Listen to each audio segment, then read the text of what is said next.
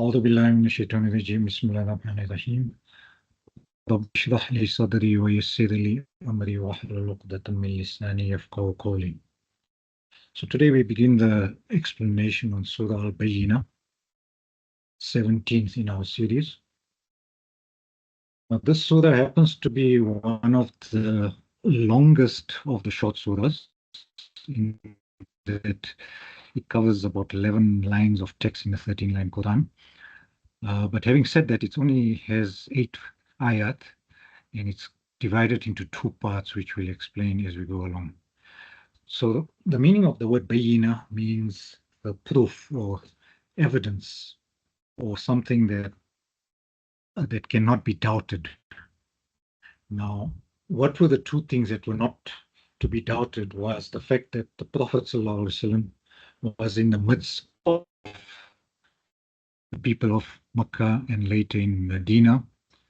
So his physical presence was one ultimate proof. And then secondly, the actual Quran is a revelation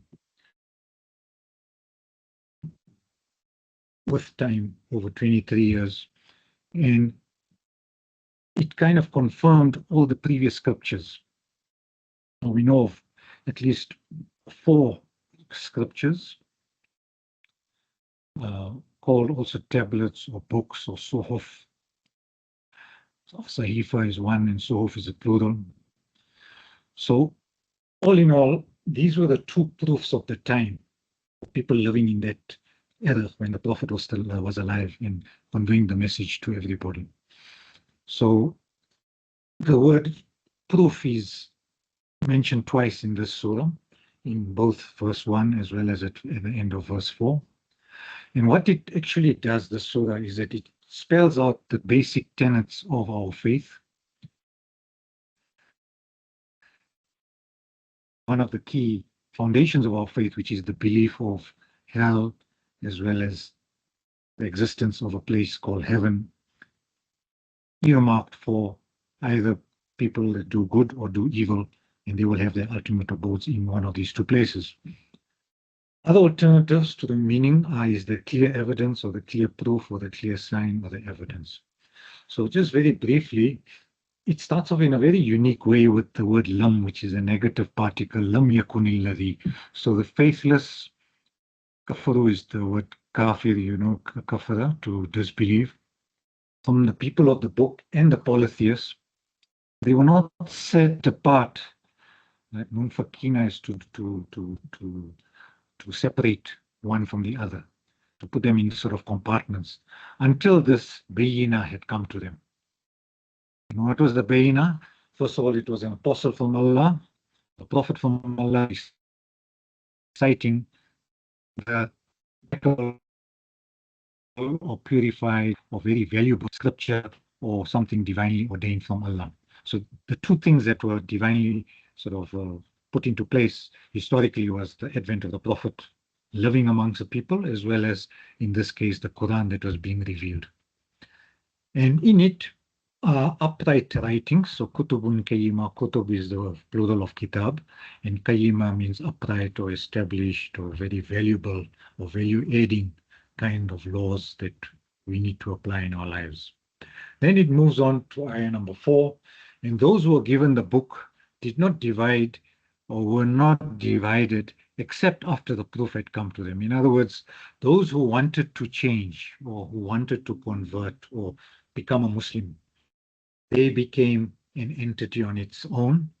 And those that chose not to take that leap of faith, of going into the faith of Islam, they obviously remained the way they were, which is either the mushrikun, the polytheists, those that believed in the idols, or it could even be a reference to the Christians and the Jews, because they were the people of the book, the Ahl al-Kitab, as it were, that were also living side by side along the small handful of Muslims, plus the majority kafir or mushrikeen that were present in Makkah at the time. And when they moved to Medina, there were lots of Jews as well settled in various places. There were 2 specific tribes that were also there, And at the end, they went to a place called Khaybar, and they fomented trouble against the Muslims, and they had to be fought against, and then they were exiled from even Khaybar and throughout Medina, and then they went further north. So essentially, this first four ayat are talking about this book and the Prophet ﷺ that came to, as it were, divide, to differentiate between the truth and other sort of faiths or uh, uh, polytheistic beliefs that were in the course of nature at the time. Now, the next four verses talk about, yet they were not commanded, and this is exactly what all the divine faiths commanded. The commands were the same, in that they were asked to worship, this ibadah. Ya'bud, we've covered ibad, abd and rab, from Surah Fatiha already. Essentially, it's about worship and to be a slave of Allah, that the in total obedience, the abd, dedicating their faith to Him as men or people of pure faith, in other words, having sincerity in their belief and pureness in the spirit, and to maintain the prayer, in other words, establish the prayer as a regular feature in their lives daily, as well as pay the zakah. So essentially, what was required of them was these few things. Get your ibadah in order. In other words, get your relationship with Allah in place. That was on a personal level, with the sincerity in terms of your own personal worship.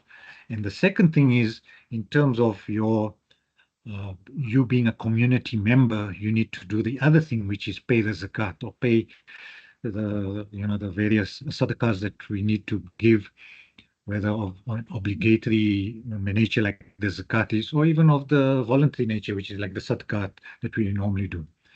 And that is essentially the upright religion, a dinul qayyima.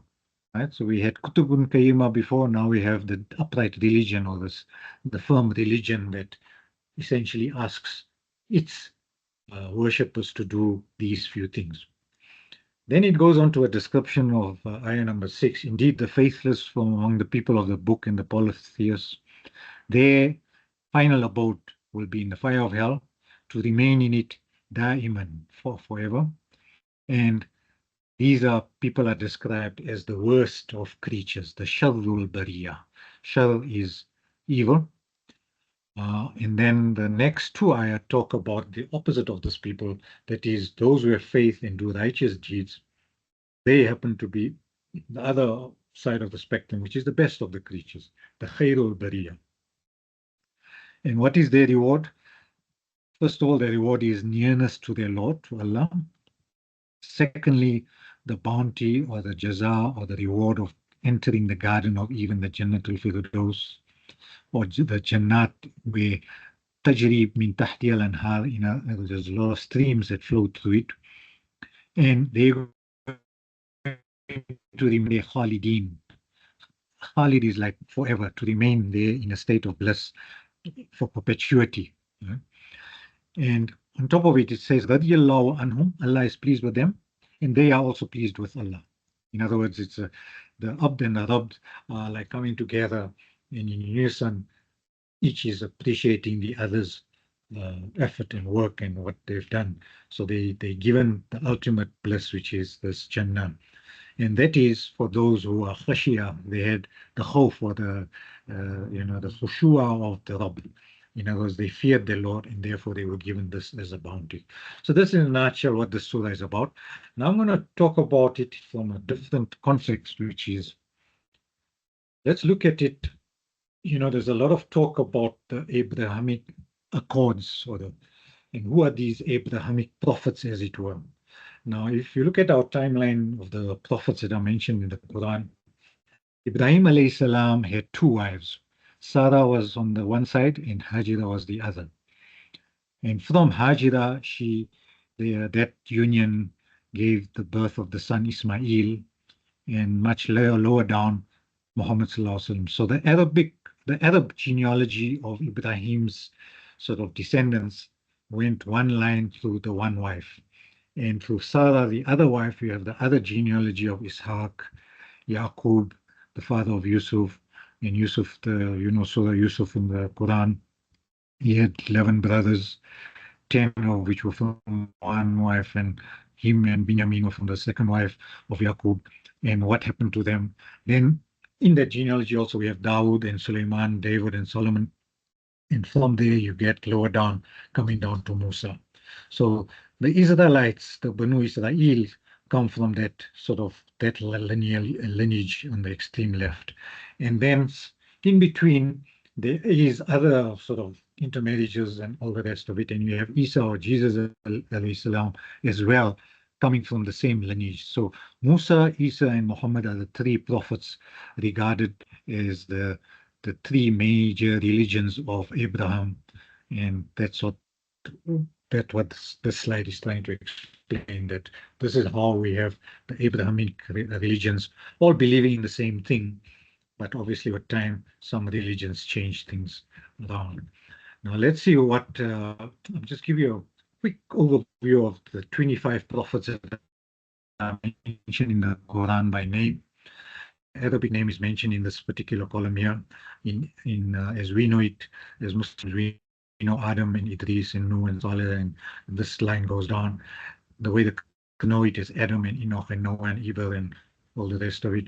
Then this is the more or less the time frame when they lived, more or less which millennium. Now each millennium is in a different color. So if you look at right from the bottom, this last green, the two lines at the bottom, the two rows there, are showing the millennium from when the Christian era began with the birth of Jesus, going right through Muhammad Sallallahu Alaihi Wasallam till the first 1,000 years of history. Now we're in 2024. So we're in the third millennium, as it were, from the time of Jesus. Then if you go backwards in time, this was the first millennium before Christ. And this was the blue is the second millennium before Christ. That the pink is the third, the purple was the fourth, and then the fifth and sixth, going back in time. Now I don't want to go into too much detail, but essentially what's interesting to note here is the number of times these prophets are mentioned by name. This is the number of times they are mentioned in the Quran. Now, if you look at the one that has the most mention is Musa alayhi salam, which is quite amazing because a lot of things happened. It was during the time of Pharaoh, as well as the Banu Israel, and all the different miracles that he was able to do and convince people with. And he even took the Banu Israel, saved them from the clutches of Pharaoh and his army, crossed the Red Sea and went into Sinai and then into Canaan. And he lived there and he preached there, and him together with his brother Harun, they preached for many years, and till the very end they tried to preach to Pharaoh to say, come into the fold of Islam and accept Islam. And we know that Pharaoh never agreed to that, and he died death by drowning. And obviously his body wasn't even buried into the ground or into the water, but it was brought back on land as a marker to the rest of humanity that came after that, as a sign of what happens to tyrants of that sort. They live forever in anguish, and it will be a sign and a symbol for others not to go that path if they want to be one of those that receive Jannah as a reward. All right, so we have, and if you look at where the areas that they were sent to, if you look at the Israelites and the Copts were in Egypt, Nineveh is in near Jerusalem, so that came, and essentially they were the Israelites that even Isa alayhi salam had to sort of give his message to. So the only two prophets or three that came to Mecca were Ibrahim alayhi salam with his son Ismail, and then finally Muhammad sallallahu alaihi wasallam that used Mecca as the base, and the Kaaba was built, and that became the source of where Islam started from. Okay, now if we look at the universal message that the Quran, as well as all the other scriptures in history taught, essentially were the same. Now, in this Surah Al-An'am, there's one long verse that says, say, O Prophet, Bismillah ar-Rahman ar-Rahim, come, let me recite to you what your Lord has forbidden you to do. Do not associate others with him in worship. So in other words, pure monotheism. and opposing all forms of idolatry. That's like the starting point. It's like the baseline that you must have is your worship in one true unseen God. Secondly, you must not fail to honor your parents, respect and care for them. Do not kill your children, either for fear of poverty, because Allah provides. You must have a respect for life and human life in particular. And do not come near indecencies, whether it's openly or secretly. So you must shun all evil in your life, avoid the temptations that you might find. And likewise, even don't do things like how today the LGBTQ community is preaching very openly, but don't do things that are indecent, because this is what one of the prophets, Hazrat Lut alayhi salam, came with, that message against homosexuality in a very open way. So this was one of the sort of key commandments that were sort of embedded in every faith that was divinely revealed. Then it says, do not take a human life that is made sacred by Allah except with a legal right. So murder is to be avoided at all costs. But if in the case of a just war, murder is permitted, because then you are under threat of being annihilated and you need to fight back, and therefore jihad and war is permitted as well. And do not come near the wealth of the orphan unless intending to enhance it until they attain maturity.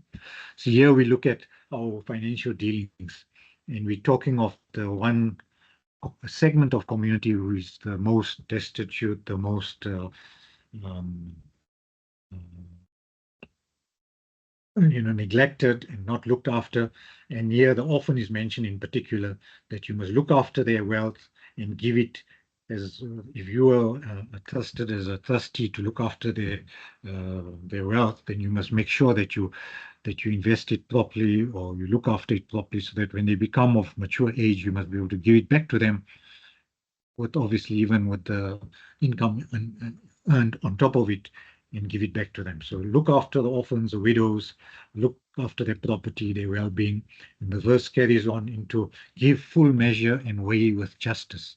So be just in all our financial dealings. Trade, fairness is encouraged, and keep away from interest, which is totally haram, and it cannot be justified in any way. And this is what Shuaib alayhi salam came to his community with.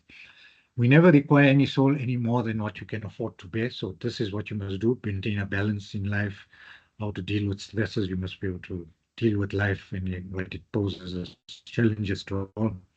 Whenever you speak with justice, even regarding a close relative. So don't be swayed by the fact that he's your cousin or relative, and therefore you swing the case in his favor because you can do it.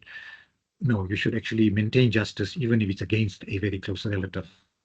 Right? And you must have the strength to speak truth to power. Very important. Then the fulfilling of all covenants. In other words, every promise we've made to Allah, whatever He's commanded us to do, we should do. Whatever He's told us not to do, we should also stay away from it. So fulfill all our contracts, promises, etc. And moreover, this is my path, which is straight. So follow it and do not follow other ways, for you will be separated from His way. Now, if you recall Surah Fatiha, when we started this whole course, is about Ihdina Sirat al-Mustaqim, Sirat al-Ladina an'amta alayhim, ghayril maghdubi alayhim waladdallin. Amin. So if you look at these bullet points of these last two slides that I've shown you, is essentially the same message that every prophet came to every community that they preached and lived within. Now, with time, obviously, people know all these things, but people go astray. People follow their own whims and fancies. They follow their egos, and they corrupt this beautiful system of life, or pattern of behavior that Allah has shown to us. We somehow sidetrack from it, and we do our own thing. And unfortunately, then we become, other things that in life which we shouldn't be. Now, just to recap, this Abrahamic faith, Judaism also is based on strict monotheism. They do talk of a single, indivisible, non-compound God. So it's really something against what Christianity is, because there they talk of a trinity of sorts. So they believe in a God called Yahweh, which is the God of Abraham, Isaac, Jacob, Solomon, David, etc. And they were delivered from slavery in Egypt, and the law of Moses, the 10 Commandments, were given at Mount Sinai, and these were described in the Torah. And about 1,000 years later, all the rabbis got together and they tried to interpret this Torah into their present-day lives, and they came out with a book called the Talmud, which is their versions or their interpretations of what the Torah actually means. And this came about later in time. Then we have the Jews we know there were 12 tribes that started off somewhere in Canaan, and they scattered all over the world. So the diaspora of Jews are all over the world. You have essentially Ashkenazi Jews who are of European origin, and the Sephardi or Mizrahi Jews from other parts of the diaspora. Some similarities between Muslims and Jews. They also have meat that's slaughtered in a similar way as we slaughter our halal. The only difference is that you have Jews, in fact, quite a proportion of them that also eat pork. So obviously you can't have kosher pork. And then on top of it, you have kosher wine. So we don't have any wine or liquor, but they have kosher wines as well. So they do fast, which is very much like us, but not a full month. They have different Yom Kippur and certain events in their lives that they fast for. They also have believing Sabbath as a holy day of the week, which is the Saturday. In Christianity, we know they've got the Injil or the New Testament, and this was a book compiled by the disciples of Jesus while he was alive and even after he died. Monotheist Trinity, although they say it's still monotheistic in a sort of way. They say that Jesus is kind of God, although he's also the Son of God, and he died on the cross and he was resurrected 3 days after he died and the like. And also their belief is that we are saved by the faith, by having faith in Jesus Christ. So he's regarded as a savior. So we can sin, and he's going to ultimately take care of our sins for us. So it's a bit of a strange way of looking at life in that somebody else is going to account for the sins you do, which doesn't sort of rationally make sense. But they do believe in life after death. Now, Islam, we know, is about pure monotheism. It's stands on 5 pillars, the 7 articles of faith. The Quran is the final testament, and we believe in all the prophets as prophets. Now, just two things that we can share with the other two Abrahamic faiths, which is Judaism and Christianity, is that this verse in the Quran says that foods that were made lawful to the other communities, the Jews and the Christians, are foods that can be made lawful for us, obviously, if it's slaughtered and done in the correct way. And then also lawful for us in marriage as Muslims are chaste women from among the believers and from amongst the Jews and Christians. So these are the two categories that the Quran mentions specifically that we can accept from them as well. Then we move on to just how the global picture looks in terms of people that abide by the respective faiths. The light blue is the Christianity, which is the biggest faith adherence number of people in the world. Islam comes second, Hinduism somewhere around the third, Buddhism lower down, folk and other traditional religions come at the bottom. And religion is the category of atheistics and agnostics, those that don't believe and those that just doubt everything. Now, just as a matter of interest, there are 7 million Jews in the world today, 2.4 billion Christians, and 1.6 billion Muslims. Now, sometimes we take comfort in numbers, but we know in world politics what 1.6 means. Like if you look at the Palestine issue just today, what does it mean? Even though we're such a big number and we can pull so much of weight, but where are we as an ummah? We're very, very weak and we're very divided. And unfortunately, we have moved away from all those commandments that we've just seen earlier on. But let's come back to the surah.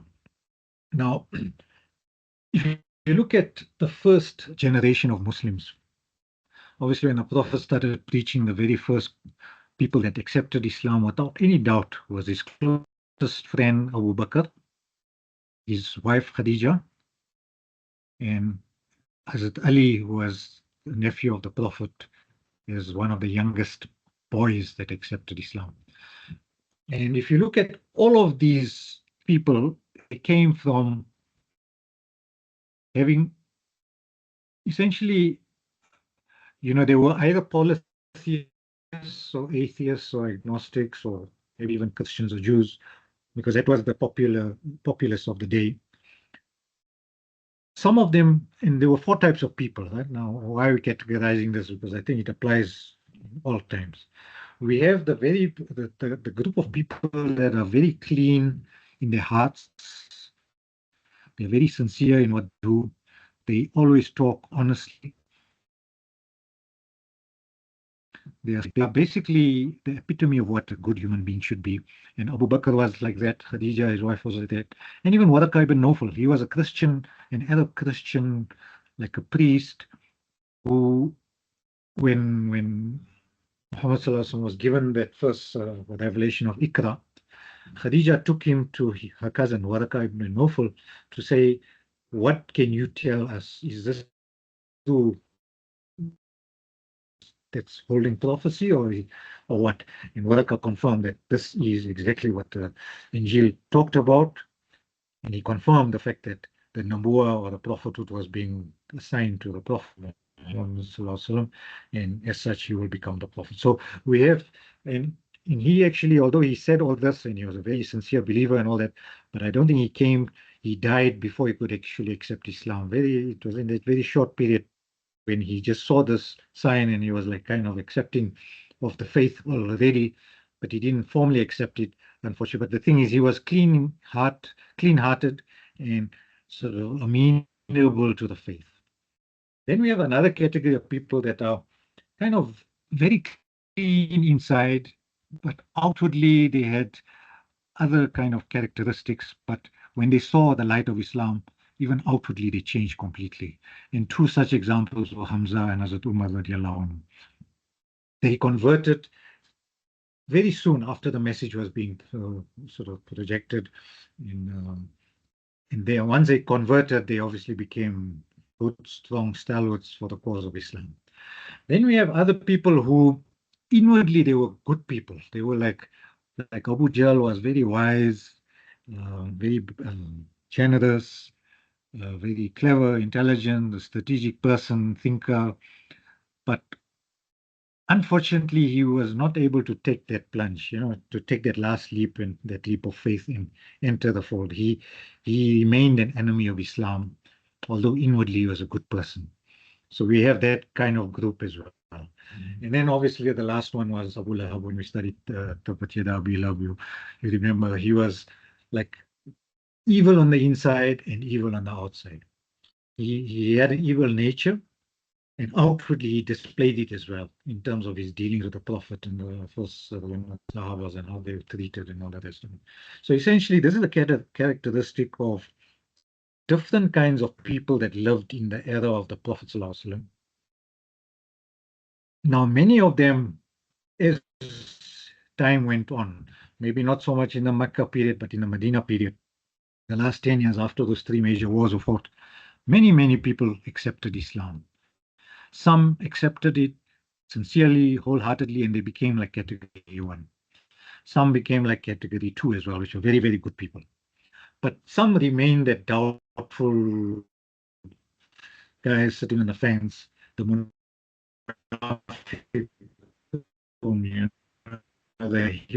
challenges in their own things inside, and they were a thorn in the way of the Prophet throughout, and he had to sort of decisively deal with them. And then we have even the likes of the Jews who settled in Medina. Some of them openly sort of connived with the Mushrikun in Mecca, and even in the wars that were fought, they stayed back or convinced others not to go into the war and gave them all sorts of excuses. To such an extent, the Prophet had to deal with them decisively and expel them from Medina at one stage later in his life before he died. So this is essentially, and now given Salman al-Farsi as an example there, where he was a Zoroastrian, a family who believed in fire worshipping in Persia, in Iran of the time. So his father asked Salman to make the fire and keep the fire burning, because that's a belief, the Magians, that they believe in fire and therefore a fire should be burning all the time. But Salman had a doubt in his heart about this faith. So one day he met Christians.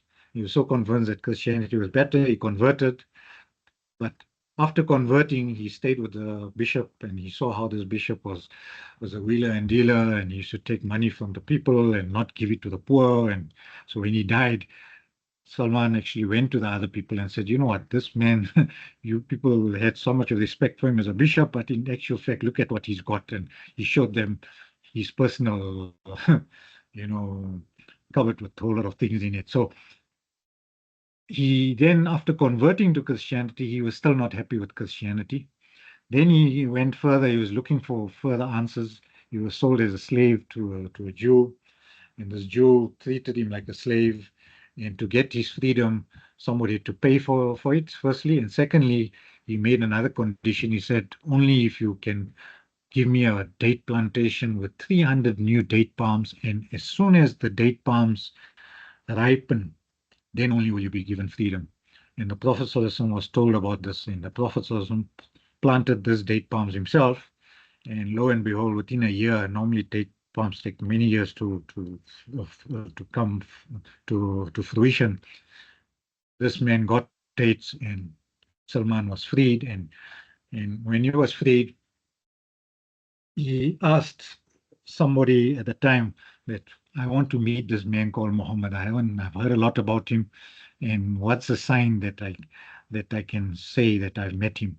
So they told him that the Prophet will not accept a gift of charity. In other words, if you say it's sadaqah and you give something to him, the Prophet won't accept it. But if you give it as a normal gift, not calling it a charity, then the Prophet will accept it. So when the Prophet also came to Medina, Salman went out of his way to meet him, and to prove this prophecy or this thing, he actually took some dates, and he first told the Prophet, I'm giving you this as charity. The Prophet accepted it, but he didn't eat it. He gave it to all his Sahabas or others around him. So then Salman realized that this is the true man, because then later on he came with another bit of dates. He said, I'm giving you this as a gift now. And the Prophet took it, partook of it, ate it, and shared it with others. So this kind of proved for him what somebody had told him, that this is the man you must look out for, and this was the Prophet Muhammad in Medina. His other famous thing is he built a trench around Medina, which was a new kind of warfare. In it was the reason for one of the reasons for the success of the Prophet and the Sahaba in the third battle.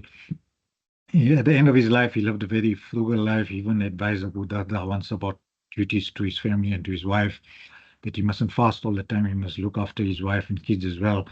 And later on, he became a governor as well. So, in any case, what I'm telling you is this is a story of a person who came from like the category of kuffar, like fire worshipper. Then he became like the Ahl Kitab category of he met a Christian, became a Christian. He had a relationship with a Jew, but he didn't actually convert to Judaism. And finally, he accepted Islam. So this is a story that runs in almost a lot of Sahaba's lives in this kind of a way, where they had very checkered careers, dicey childhoods, but when they converted, they became the strongest ever Muslim cohort that you could ever think of. So now we come to the detailed explanation quickly. So this first 4 verses or first ayat is about how this Bayyinah, this fact that the Prophet is in the midst as well as the Quran is in the midst, separated the people of the book, the Ahl Kitab, those Jews and Christians that were also in that category of people, as well as all the mushrikun. They were like set apart now because if the proof came to you and you didn't accept it, then it means you remaining who you were, and you don't want to see the light for what it is, because the light is in front of you in terms of the Prophet and the Quran. So you remain what you are. Right? Then, so you're going to deny this ayah number 2, which is the Apostle, the Prophet coming, talking about scriptures and showing you the source in literally in black and white to show you that this is the Quran, these are the laws, accept it, abide by it, and you will attain your salvation. So they never changed, a lot of them, even though the Bayyinah had come to them. So this is the first ayah. Then we look at the second part of this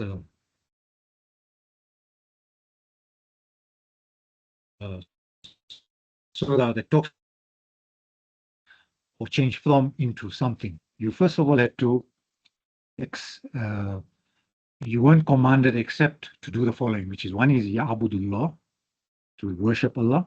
Mukhlisin, from the word ikhlas. Surah Ikhlas, we had Surah Qul Huwallahu, right? Ikhlas is sincerity. So you do your worship in a very, very sincere way, and you become a Hanif. A Hanif is somebody who, and this was a title given to Hazrat Ibrahim alayhi salam, being someone very pure in faith, right? Being of a very good-hearted nature. وَيُقِيمُونَ salah, and establishing or maintaining the prayer at regular intervals, in yutuna zakat. So the salah is for you individually, for your own development, your own personal benefit, and the zakah is for others' benefit, for you as a community member. And you're not living a very sort of selfish personal life just about your own salah and your own ibadah, but you're giving back and you're plowing back and you're doing something for uplifting the communities around you. وَذَلِكَ دِينُ الْقَيِّمَةِ, and that is the best of the religion, the most upright of religions. And as for the faithless, and there were good Christians and Jews, but the faithless from that group, as well as the faithless from the mushrikeen, they are going to be in the Nari Jahannam, khalidina fiha, living there forever, and they will be the worst of creatures, the most abject of low of humankind. Then as for those who have iman, amanu, and amal as-salihat, which is the doing of good deeds, they are of the khairul bariyah. Now you find this theme of ibadah and iman and salah and zakat and doing of good deeds comes through in Watini wa Zaytun also, which we covered previously, and which we're going to cover in Wal Asr later on in another few sessions time. Essentially, this is the formula for success in our lives. We need to have sincere belief, worship sincerely and in the right way, being the true slave of the Rabb, the Master and the Sustainer. Give our zakat, do our salah, and don't make kufr, right? And if we do all that, which is in 6 and 7, then what's your reward is ultimate, the Gardens of Eden, amazing place, streams running at your feet, streams of milk, water, honey, you name it, to remain in this kind of environment forever, absolutely pure, not polluted, and managed by a greater creation where you don't have to even lift a spoon or lift an arm to do any work whatsoever. Everything is just there for you. Allah is pleased with them, and they are pleased with Him. And that is for those who truly fear their Lord. Okay, so we'll stop at that point. Bismillah, we'll read Wal Asr together. Wal Asr, inna al-insana lafi khusr, illa alladhina amanu wa amilu s-salihat, wa tawasaw bil haqq wa tawasaw bis sabr.